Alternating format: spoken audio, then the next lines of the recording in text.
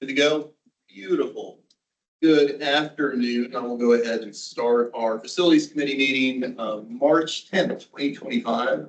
Thank you, everybody, for being here this afternoon. I know we'll have a good conversation for everything facilities. So with that, I will just start. I will turn it directly over to Mr. Farrell, Mr. Souls, Mr. Smith. We are finishing up our facility walkthroughs. We have 11 more. We'll get done in the next, we have three more days. We'll complete the 11 remaining, and a lot of good conversations, gathering stuff, and we'll be able to come back and present that once we get the last 11 schools and their needs and wants compared to what we already have planned for their sites, for roofs and air initiatives. And we've had a pretty good visit with families so far. Principals have been spot on and expressed their needs, and Ms. Powell's pushes them a little bit and gets them out of their comfort zone, but they go. But as far as that's kind of our facility visits, Jeff, I'll turn it over to Jeff for our update on our projects. Okay, so it's super quick. If you don't mind me noting, you're fine. I just want to interrupt and name Ms. Powell as well. I just want to say thank you, because and for folks and the folks in the district understand that that's a heavy undertaking to do those walkthroughs for all the principals and everybody that's involved in making those happen. Just want to say thank you, because they are extremely valuable for us to see kind of on the ground issues and making sure we're tackling it, keeping our facilities in the best shape we can. So I don't know if you wanted to add anything here. And I just want to say, when folks say they need storage, I'm just thinking about a little closet or whatever. And many of our schools are in need of real storage for real items. And so I'm glad that we are going to do some upgrades and all of that, but there's a whole lot more on the table that is needed. And so as much as we can, I'd like to see them get those things. It's not just we want.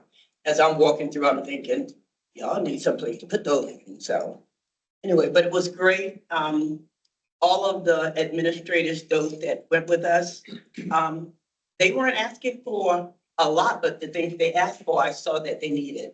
And so in order for the school to function the way they need to, I think we need to do as much as we can in order to get those things to them.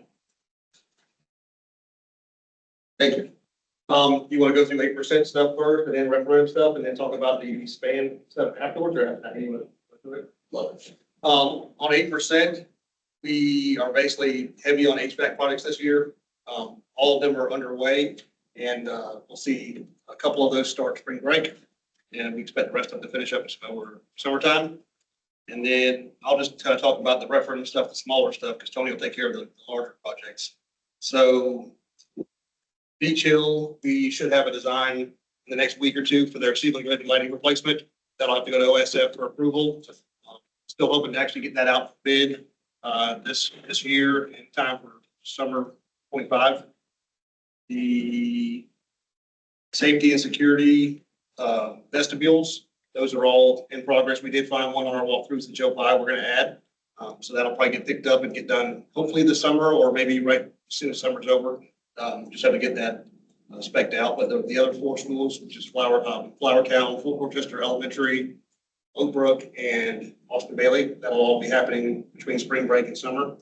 They could do it all in spring break, but they'll have done first part of the summer. I know Preston's team met with the folks about the 3M film, and they've already walked all campuses now at this point.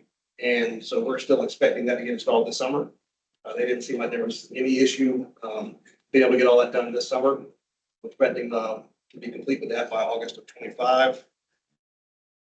Let's see, Flowertown and Newington, they have a big project with the transite panel abatement and replacement. We're going to phase that. So this year is going to be hallways and pods. Next year, we'll start working on classrooms. Classrooms may have taken us 2 more years. So that may be a 3-year project total just because of how in-depth it is in the classrooms. But we figured we can make one big jump this summer and get the hallways and pods done. Along with that, there's ceiling grid and tile and lighting replacement there. Like I said, that's all under design. We'll be going to OSF shortly. And once we get approval on that, we'll put it out for bid and hopefully get that started this summer. That may be something that goes into the school year. We did it at Niceville and Span this last year. And it seemed to work out okay, doing it after hours and on weekends. Niceville, met with Ms. Seaver, and we've just about got everything selected for flooring. We're starting the abatement and painting this spring break and hoping to have maybe all common spaces done over spring break. And then summertime, we'll just have to do classrooms for painting. And then we'll be obviously taking out all the flooring in the whole building and replacing all that. So Niceville should have a good facelift when we get back in August.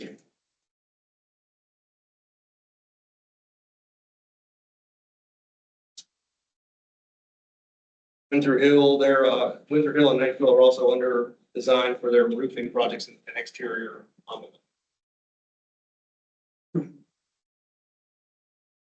The other big one is Austin Middle. They're going to have some abatement, locker removal, ceiling grid, and also door. That school will be much improved when we get there in August. The Bose Middle School, we've already got a design and are ready to issue a PO for their courtyard, full renovation of their courtyard, drainage improvements, a lot of concrete replacement, new seating, and various things. But Tom Meadows doing that for us, and it actually looks really good. It is to the front. So, well, it's pretty much concrete, so now they're going to go into make repairs. So yeah, that concrete had just poured out so much, I guess, from the constant traffic and the rain, it was slick. So we had to basically tear it all out and replace all the concrete. And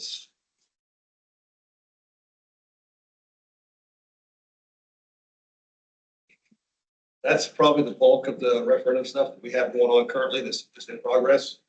And I'll let Tony speak to the larger scale projects.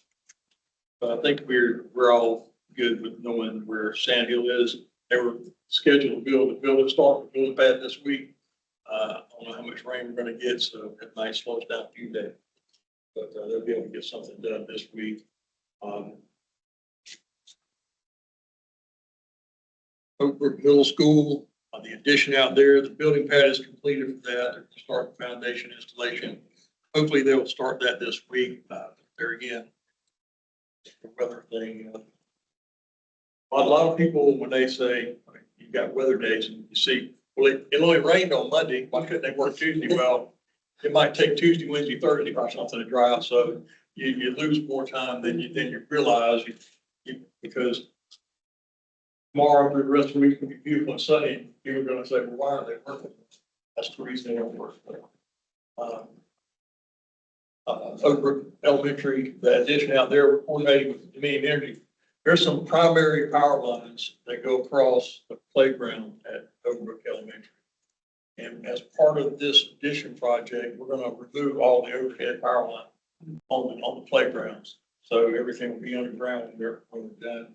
We're rerouting the main feed for the elementary school as well as putting in the power for that. And that's going to be done during the spring break this year. See, the Somerville High School gym, Ashley Ridge High School edition, Somerville Elementary edition. We're really close to start to put schematic designs together and upload those into the OSF portal. Probably the first one that will probably make it to the portal will be Somerville Elementary edition. We've got preliminary pricing on Ashley Ridge and Somerville, but I don't even want to talk about that because when you look at pricing at this stage of the game, the list of assumptions longer than the cost list. So there's too many assumptions for them to come up with any kind of accurate pricing. But even when we start looking at those assumptions, we can cross some of those off and start saving money from the go. So they know we're looking out for it as it comes. We met Friday at Somerville High School gym. I believe we've got the scope on that narrowed down to a point where we can actually put something together schematic wise and call it a design and go with that. But that's pretty much all the larger projects. The elementary school, the ponds. Give us an update. With that, I know we've had a few conversations over past couple of days. We're in really good shape as far as, budget wise and schedule wise at this point in time. I know it's early in the game, but, I'd rather be where I am right now than be behind the 8 ball from the go, so we're in good shape. Good stuff. Thank you, and I'll get into the ponds. I'll give everyone an update. Any questions on anything so far? Any projects, anything going on? Very good. So to catch everybody up a little bit on the ponds project, the reality of it is we are, to an extent, we're stuck in the middle between the county and the developer in Coulter Homes, right? So the school district is stuck in the middle. We essentially have plans ready to go. We've got OSF ready to go. Everything's kind of ready to go, but we're stuck because we just don't have the land yet. And we're in the middle between, again, county and Coulter. And so I will tell you on a positive note, there have been some really good discussions. We had kind of a small meeting a few weeks ago with those folks from there. I had some kind of one-off conversations with both of those entities. And there's some traction to get some pieces done at the county level that will put us in a place to get deeded the land. So it's kind of a timing issue because we need to get shovels in the ground sooner than later. It's a major timing issue, and I have expressed that heavily over and over and over to the county. Of course, they have their process. They have to do some readings. There's ordinances, all that sort of stuff, but we're working through that. And so all that said, I would ask, and I spoke with Dr. Wimberly the other day, as well as Jim a little bit. I would just ask if anybody has anything to do with the ponds, if you come across a conversation with the county, with the state, with the developer, I would ask that please come through me as a point person to make sure we're getting the same messaging to those entities. Because I just want to make sure we're not giving them different messages or different information. Because right now, as it stands, I had some conversations, and I will keep everybody updated as that moves along. I had some conversations with Chinnis, David Chinnis, County Council Chair, earlier today. And things are in the right spot. It's just a matter of them, the timing to move everything forward quickly. So that's what I'm trying to get across to him, that we need this quick. So I think we're in a better place. That's kind of where we're at today. We're just waiting on some things to happen at the county level for us to move forward. So all good. Any questions on the ponds? Like I said, we've got the site plans. I've looked at them. Tony has shown them that, so everything is ready. Like, we're ready to go. We have a school ready to go. We just need land, and again, unfortunately, we're kind of stuck in the middle. So, developer county fund. So, any questions? Everybody good with that? Plan of attack. Good deal. So I had one more thing. I wanted to maybe kind of pick y'all's brain and get this in your thoughts as we move forward. I'd spoken with Mr. Lee earlier today, and it's something I thought it's interesting. So when we were at Windsor Hill with our walkthrough, and I don't know if you ever, but Mr. Nooner had like a very succinct, basically like a red, green, orange light, like here's the state of my district, here's the issues we've got outstanding. Could we potentially create, let's say, a dashboard, a facilities dashboard? And I don't even know if something like School Dude might already have some of this built into it, but a dashboard that would be available to the board and really operations. I actually created a dashboard for the CART committee. It has all the referendum projects. It doesn't have a facilities project, but it shows the progress, and it's red, green, and orange. So this, love that. Absolutely. Can we do this more so just for general facilities? So our 26 school sites, 27 maybe consider the district, basically all of our school sites. kind of line by line, and then very easy for us to see, like, hey, this facility is not based on your recommendations, based on walkthroughs, based on what you guys know and see. This site needs some help. This site's good to go, Prioritize. right? How many work orders, like number of work orders that are open? Just a very quick glance, and maybe it's just a link that we can click on and go look at whenever we feel the need to do that. But again, I think the data's already there. I'm not, we're not asking to like recreate anything. It's just a matter of putting it in one centralized dashboard. I think would be really helpful. I'll speak for Jeff, but I think the hardest piece to nail down for that would be the number of work. That changes hourly. Yeah, that kind of challenge, but, That and filtering the information, because example, Ashley Ridge, I just know because I see it a lot. You may have 10 work orders a day, bring me a packet of paper. And because that's how to communicate it to the on-site maintenance guy, bring me a box of paper. So you could have 15 work orders, and you're like, oh, they've got a lot of work orders today, but 10 of them are bringing paper.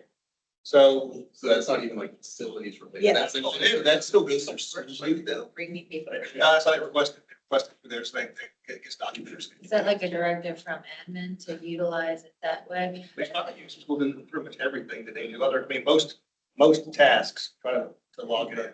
Were you just trying to get like a sense of who has the most sort of work orders or Yes, just? but high level, so we kind of know. It's not necessarily a matter of Just get who a has the visual. most, or Like, just a matter of, hey, from a 30,000 foot view, if I wanted to know the state of our facilities in Dorchester District 2, this dashboard would give me a really good picture of Like the that. bigger projects, not my Yeah. infrastructure, my infrastructure, well, I needed. And I think there's a means by which you can differentiate that when you're communicating with the schools and all the other entities that use that. Just basically let them know we are talking about major type projects that affects the. Well, and even more, I mean, to an extent, work orders, like I'm not saying that I'm not, I care. But I mean, I'm not saying like a time. off the paper, not it. But that's a work order that's facility, or like we, on some level, we need to know, like that was an issue, it's now been taken care of. Like, we're trying to figure out basically, are issues getting taken care of, i.e., do you need more staff, do you need more resources? So would something be like, would it be better to have like a report of like, how often number of work orders, but also like how long they're staying open? Yeah, Yeah. you're barking up the tree. I'm not interested in all the gory detail. I understand you guys have got a ton of things to balance. But in my mind, if you step back and look, you got three big buckets, right? You got the referendum, you got a dashboard for that. We have projects that you're taking care of as part of facilities, and you know what those are. And then there's all these work orders. Okay, what does that look like? Because that obviously is demand upon the facilities team, and also maybe demand upon spending and whatnot that's outside of the projects that we've already articulated. And just to kind of get a sense, month over month from a board standpoint, what's that trending like? And are there any early indicators that say, you know what? You need to take a look at that school as a whole, like you said, we're getting all these things. Is it because underlying it, we capture a lot of things that's not really facilities per se, that's just the way we use the tools we have. And that's fine, we can sort those things out. But just to kind of provide a little bit of visibility to the board. So that, we just have any early warning indicators or whatnot, or another way for you to communicate to us, hey, guys. We have to get silly and Yeah. red flags, we need help. Yeah, there's tons of ways you can sort the data. So what we can do is maybe put together a couple options and bring it back to the next committee meeting. and- Yeah, well, like nothing tonight, but again, I think we just keep in mind from a 30,000 foot view, what, as you're building that out, what would be beneficial to my board members from a facility standpoint? Just, and again, high level like dashboard, I love color coding. Like if there's an issue, tell us there's an issue. I think that would be really beneficial to us. I think one school we visited, the principal was talking about the fact that there was a problem concerning the cameras or whatever, and somebody had come out several times, and then they just stopped answering them. So we need to know, well, why? This is a part of the contract. And so that's something that we need to make sure we're aware of. Do we include like grounds maintenance? Because I know that's another thing sometimes I'll hear about is the grounds. We have these large contracts with the grounds maintenance and they're supposed to do X, Y, Z, but then they haven't been for like a long period of time. They've communicated that to like grounds staff or whatever, and then it's not been. Necessarily something similar like that, are we tracking that too? I think would be beneficial because those contracts are huge and there's a lot of grounds to cover, but it's also important that they're doing what they're supposed to do per their contracts. There's accountability. And I do think to that point, as we do like our walkthroughs, we look at ground specifically. So if there's issues, we're able to identify them, like right there on the spot. I know those get fed up. Yeah, I mean, just again, I think a high level. Here's the district, because that helps us from a budgeting standpoint. Here are things that we need to think about. We've never really, that is more just an individualized basis. But just super high level. So to us, report actually was talking about school day, how many work orders are they playing? How many hours they pick up? And then try to keep it, we have maintenance. And you update it, true, again, I'm just talking out loud, maybe you update it like once a month. And you tell us, and again, that's, I think, information you can use. So when we do these type of reports, you're not having to reinvent the wheel, but you're just telling us that information. You know, do that easy stuff. Make stuff happen. Yeah, we'll get some examples and have it next, have a couple of options. The zone, you have this thought of surveying, you're contemplating. Oh, okay. Underpaid. It's just, mention the cameras. So that's managed by someone else in the district. They don't go through the school to do that. So we don't really have work order for that. Oh, okay. That's mostly pressing against an email or a phone call on cameras and access controls. That's Preston's gig. Yeah, I know for example, access controls, there's an email to MCA that basically there's a support line and they're supposed to just email them directly. So there's that as well. So Do you We can- guys we see can work- that and get that information? you don't want to facilities, but I think Preston does. So That's actually interesting. I mean, is there? Yeah, does it, and again, I mean, I'm not gonna tell you how to run the departments, that's not my job, but does it make sense? That doesn't go through facilities? I mean, access control and cameras as well. So everything, yeah, so and IT uses a totally different platform. Which then I can understand to an extent. But then security falls under IT. For instance, intercom systems, that's an IT thing. Sometimes we get email or work orders to fix the intercom system. We don't know the work order that, IT handles that. We cancel the work order and hope that school can contact IT with that. So it's kind of everybody working together, but it's just you're absolutely right. It's a lot of fingers on that hand. So now the wheels Someone turn. can point Is there, so School Dude, it sounds like is, and I did look up School Dude a little bit, so it's primarily a maintenance facility, maintenance system. Thing we utilize is called Maintenance Direct. Maintenance Direct. And Jeff's probably more schooled up on it than I am. We're actually looking at other platforms besides School Dude too, so. Well, I wonder if there's other platforms that we can utilize. Just streamline it, right? Like your drop down says, is this an IT request? This is a security request. Right? It's one place for It's a all feature. one place. I'm actually meeting with, Disney, Tuesday, tomorrow, to kind of talk about some ideas that we have about that. Because this district, we don't use School Dude nearly as much as it could be used, but now we don't have all the modules as well, but you can use it for, I mean, you can expand it as far as you can imagine. There's a lot of things you could do, but you have to get buy-in from everybody that's going to be a good system for everybody, so that's what we're going to talk about. So how do they submit their work orders?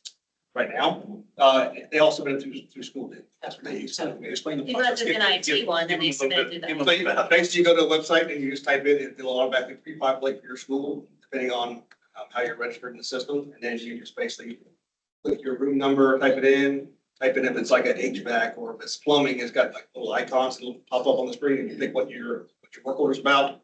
make a little description, and submit, and it goes to your building administrator that is responsible for the work order approval. That person will then look at the work order. Yep, this is legit. They'll hit a button to assign it, and it goes to whichever facility department it's supposed to go to. So they have choices as to what they use. When I heard you say buy-in. I meant like how you have, like IT has their own system, you put work orders in currently, which is through Clever. You're saying sometimes people don't know if it's an IT, which way, where it is. Right, and that's kind of where the administrator of the school is in charge of facilities, they're the first traffic person. So they look at it and say, okay, this Wants is, to say this this. is, yes, so somebody at the school identifies, yes, this is a problem.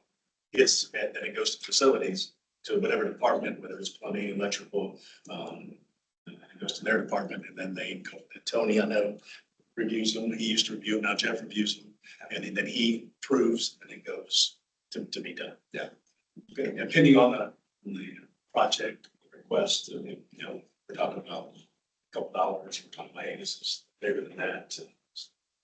And so I wonder again, if you go back to more of a streamlined process, that going back to what we just said, when the dashboard, right, that's gonna give you more visibility to everything, facilities, everything, IT, everything. So we're looking to, utilize it for not just what we were doing currently, but, expand it in the future because like, for instance, we're getting all these new HVAC units put out. So want to find a way that we can maybe have like a QR tag on every unit. And like that would be boilers, HVAC units, different things like that. So you can scan it, it'll link it to your system and that way you can track your costs. So every time you get a cost, then we put, cost us $9,000 to repair it this month. And then at some point you can trend those pieces of equipment and see, oh, this is costing us a fortune every year to run it. So we need to think about replacing.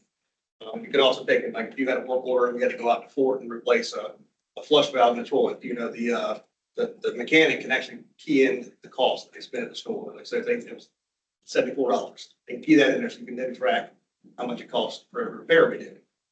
It's not foolproof, but it does give you an option to add some costs, some trending factors that you can put in there that we haven't had before. Well, we're about saving money, so anytime we can have something to help us look at it and make a decision, that sounds good. Some of those things tie into that we can get like floor plans and we can get space automation so we can kind of figure out building blueprints online and then kind of verify size of rooms and stuff. Because I know our engineer in-house, he loves looking through the plans and finding plans that are so worn out that you can't see. So we don't have a lot of our stuff digital. I mean, there's a lot that is digital, but there's lots. Good. So I think we have some good takeaways, some good thoughts there. Anything else? Again, today, we can keep it short and sweet. I think that was. Just like, I'm curious where we're at, because I know at the last facilities meeting, we talked about the properties and getting an update on appraisals and stuff. So I just wanted to kind of get like, are we going to get official appraisals and something brought to the board? So we've got a company we're in the works with there. Should have a proposal tomorrow to do the appraisal of 5 properties. And he's expecting to have that done by the end of March. Okay. What he told me, he thinks he can have it done by the end of March. So that's forthcoming. And then we've also went through and looked at span and Tony and I came up with based on the last facilities assessment that was done, a rough cost on how much we think it would cost. Like we talking about possibly modernizing spanning, doing all the replacements and upgrades that we need to do. To keep it a school versus Correct. repurposing it? Correct. So we've got those numbers as well. And we just put out a larger copy just so we could kind of like look at it and show what we wanted to demolish, and what we wanted to keep. Was it still on the table to keep it as is? Or is that is that what you're saying, that the cost comparison to not keep it as is, but renovate it to use the full school as a school versus demolishing? What we would need to do, basically keep that school operating. Yes. Because of what it's costing currently to maintain it. Yes. Basically, if you're looking at the campus, now we can move it around, but these 3 classrooms here are what they call the T building. Oh, yeah. The plan drawing. Yeah. But basically, this building right here is basically at grade or below grade. So it's got issues with water intrusion. And all these mobiles here, so our idea was that they need to go away and this building needs to go away. So in our cost, we kind of came up with an idea for the demo of that space, returning it to green space, and then doing all the different systems throughout the building that need to be done. Basically make it not necessarily a modern building, but get it up to modern times. Tony, so show them what that's going to be. So So the wetlands. Yeah. Plus, they changed So it. you can imagine driving down Burton G. Myers, Sawmill Branch right here. You know, it might be another day, but, I have seen it.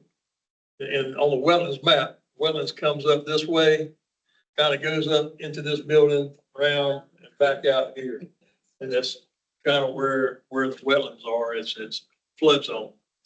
It's not really just jurisdictional wetlands, but it's a flood zone. So that, and this building, when it was built slab on grade. So it is, you walk from the dirt into the building and you walk in there, you can feel it in your pores, but, it gets, we struggle to control the humidity in that building. So that building needs to go away. These mobiles are already gone. They succumbed to the humidity and moisture and floods. But, How about the first, so which one, this one? yeah, the front. Yeah, this is the two-story portion of Span. Yeah. And this is where we walk in the door right here. This is the front office. So when we look at that, it's only $10 million, but it's $10 million and you still got a 60-year-old school. So All the same layout issues that we need to do some math. Do we want to put that much money into an older facility to continue to have students in it? Do we use it as is for administrative space? What does that buy you? 20 years of useful life as a school? Is that rolling the dice? You may get 5, and whatever they. It's, you know, it's just. Expecting you to have a crystal ball. I mean, I, one thing, Tony, it's not gonna change, the fact that the main building, the two-story building. Yeah. When it was built, I mean, it was built to seismic levels there, but it's not, like, while it's not as seismically unsound as this gym building, it's still not the same as a building built today. So it does have a lower seismic scale score than it doesn't have an elevator, so you have ADA access to the second floor. There's just a lot of things that the kitchen's limping along. So I mean, there's just a lot of things that we have to get done. And then when you're done with all that, from a management standpoint, as an administrator or an educator, you still have all these different, this weird building layout that takes a lot of people to monitor. Whereas like something like perfect example, East Edison, one of the easiest buildings we have to manage is the line of sight. Where at Span, you have, for example, the kindergarten portion. All those students come in through the back door. And so that's terrible under HVAC. So when it's cold outside, all the parents are dropping the students off. They're all coming in the back door. The back door's open for 20 minutes. Students coming in, so the HVAC spent the whole rest of the day trying to catch back up in that 20-minute time where you have doors wide. What's the time, as far as like any decisions that need to start getting formalized for Span? Do we have a timeline that needs to move on? Small talk, it was find the possible ponds, you know, because you're looking at one redistribution of students, you know, helping our schools on the outer edges that are low in capacity. You know, if we're gonna have to have some public meetings, let's have them, and let's, you know, that was the thought process. But in general, that's just closing the school down, Repurpose. repurposing. But that can happen. I mean, moving students, teachers, all that can happen without figuring out necessarily what we have to do with the site, correct? Correct. Yes, yes. If you were to keep it as a site, though. So what's the timeline for Yeah, that? that's like I said, you took out those classes that could be taken out, take out the pieces, you know, you could possibly talk to them, we could possibly shrink the enrollment and then redistribute it, but you know, because we'll have 30 additional classrooms come on board with Span, you know, Slaughter Elementary and Oak Brook and Sand Hill, you know, you're between the 3 schools and their additions. Aren't they under capacity as is anyways? Yes. Yes. I mean, not saying that, I'm just, Geographically, just this area we're in right here was elementary and span. It's not the growing area. Growing area is on the outer bounds down Beach Hill, and so that's not necessarily they're getting a lot of students. They're just in a different location. So us trying to keep our schools at capacity on this end of the playground. What's the maximum number of students do you anticipate having if we utilize this as a regular school? Would be the same right now. I think they're around 500. That's what I was trying to say, because isn't the capacity now currently well above what they have? So really, ideally, we're to this school and get rid of it. None of the modes are being used. Yeah, that's what I'm saying. You wouldn't need to fill it out because it can already house, it can still house that big student.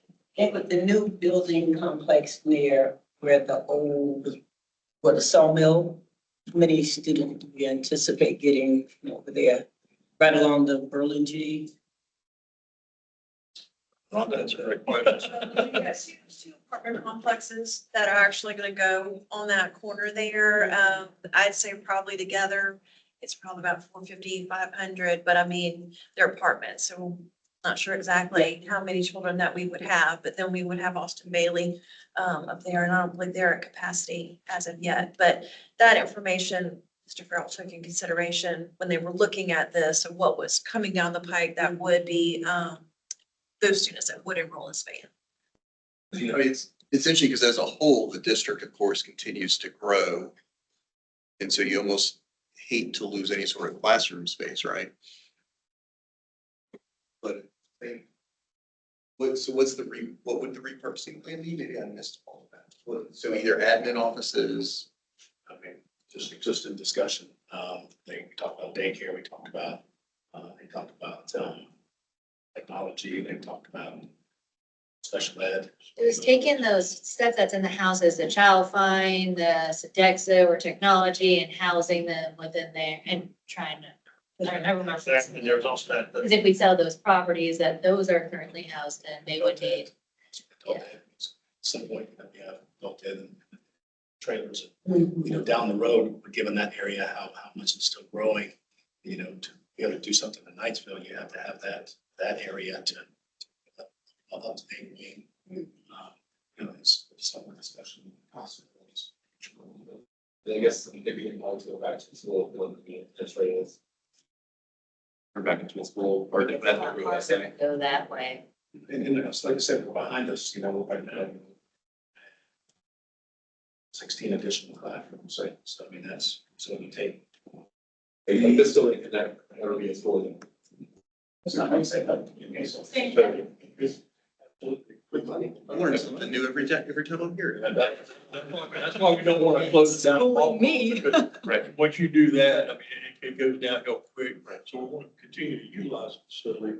And if down the road, we see an influx of population of students in this area, we can certainly, rehome our staff and do that really at a time. As soon as the already existing school, wouldn't have to go to OSM. Anytime you touch the building, you, right, and I always that gets involved, because when we touch it, and especially here with no elevator on the, but, they're not gonna go, oh. So one of the high dollar things in this building is the ADA compliant bathrooms. All the single use bathrooms that they're single use bathrooms, they are single use bathrooms. They have to. Definitely. Did we get a cost comparison on renovating the school to continue to use it versus renovating it to utilize it for district office, demolishing that portion? Do we have like a cost comparison of estimate of what it would cost to get the school up to where it needs to be to continue to use the school versus demolishing that part, renovating it for district office space and whatnot? Not for the district office space side, yeah. We could do that fairly easily. Okay, I mean, just when weighing our options, I think also considering the cost that I don't see there being very much cost in putting staff. demolishing it. It's gonna be, where we're talking about staff and large open rooms of cubicles, you can handle 6 to 8 people in a classroom. So you want to, okay. And so. bring it up where we need it to be is 9.1. It's fine. Like I said, we I'm not really addressed right away. You know, that's, I don't think that number's really down. I think it's going to see the trend. How much money we can invest into it. And then, like I said, too, that given this area, you have 2 schools, so much proximity for you know, 16 additional. Yeah, that's the, I think that's the drive you're getting ready to build. The wave, something. We can definitely shift the capacity of that school, you know, currently to other spaces. There's not to get too much in the weeds, but just given the geographic area of their attendance on it, you know, you can help out Austin Bailey's enrollment. Otis stays in elementary, then you push to Sires, which pushes to Oak Grove, which pushes to Eagle Nest, which is kind of what we need to give some kids. So they're dominoes, but you know, it would help us bring up some other capacity. So we're March 2025 right now. In theory, we'd love for the funds to be open. August 26th, that's all I got. It's on the calendar. So that would then coincide with this essentially. But if we're gonna rezone all that stuff, are you talking January 26? That you have to really start having that conversation in earnest? That would be to meet with our community and meet with our folks and give us time to come up with the most, you know, efficient plan to make sure, like in some places in Spain, Henderson, they're actually close to the Sires, where they understand, but that piece and then getting with transportation to make sure everything is, we got good roads that people can get in here. This makes sense to draw the line here. And then, like I said too, but it's not just that piece, you know, Eagle Nest, they're below capacity. We need to figure a way and to get kids into that building. Then creates a whole domino effect. Okay, how do you do that? How do you move kids to the? Do we have to do a domino effect? I mean, if we move whatever from Span into Sires and Alston Bailey and whatever the third school was, I mean, it's still fine that those are, I would hate to just rezone people just to move people from the single. But just have some schools that would be running up to 95% capacity, and you have some schools that are 70. So you have some buildings that are truly taking a beating and crowded versus schools that aren't. So to try to give every kid the best environment, you kind of want to have a little bit of balance. Sometimes when building some people, developers, I mean, they kind of take that up away from us. That's the future. They just so quick, so fast that, you know, we have schools that are over capacity.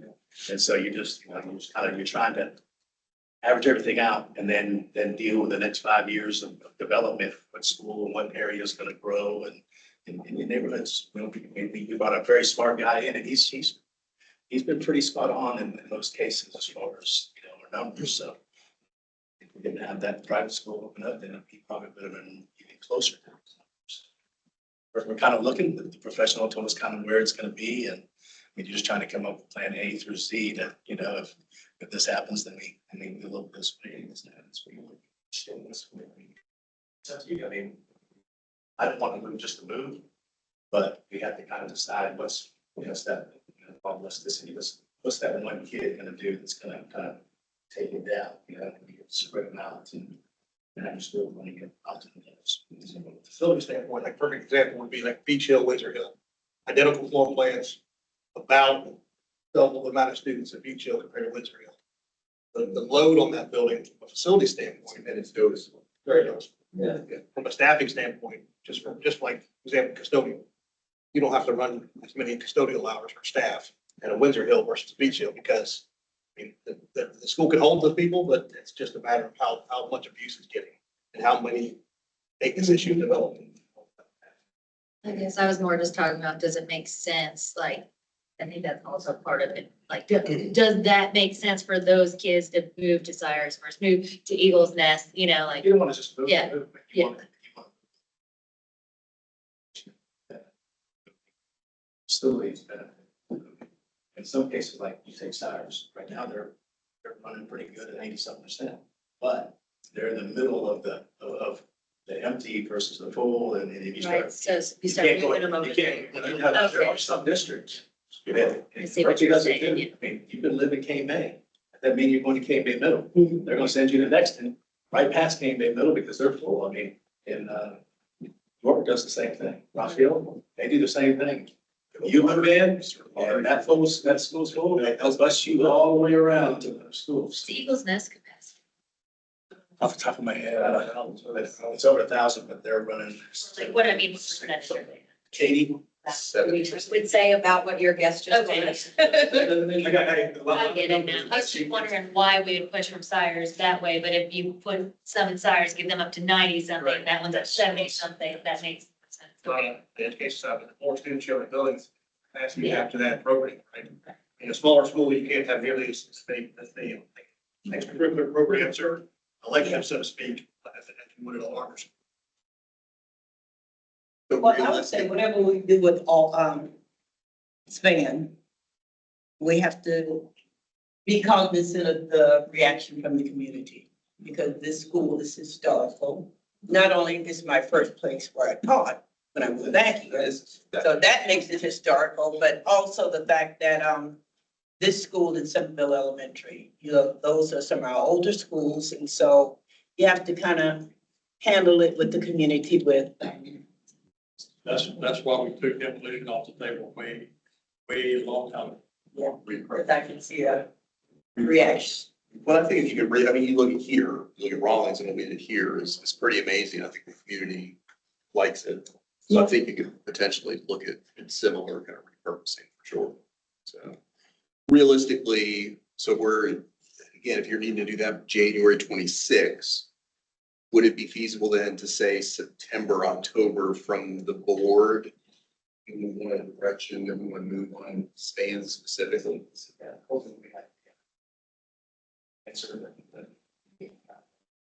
Right, some of the fun stuff, which feeds into it for sure, but I think either way, you gotta get this, but would you say if September, October is reasonable, then we put that out there and then you could feed us information until then. And as we get closer to that, kind of let us know, hey, we're now at a point where we need a decision. But as long as we have that in our head. We have like the public input before, obviously on that, so like just reverse plan from that date is what you're saying, yeah. She'll plan back. Yeah, that's perfect. Good idea. And then, like I said, too, I mean, just have these meetings, whatever's decided in the meetings. Best plan for the kids out there. Listen to our community. Perfect. Thank you. Thank you. I think that was it for our agenda. And so we'll work on appraisals for the other properties, sites. We've got that in flight. Again, I will keep everybody up to date on the ponds as we know more from those guys. Any questions, comments, concerns? Public comment. Pretty good. I'm perfectly happy for public comment from our members in the non-public. Very good. All right, let's get into our 6 o'clock board meeting. Thank you, everyone.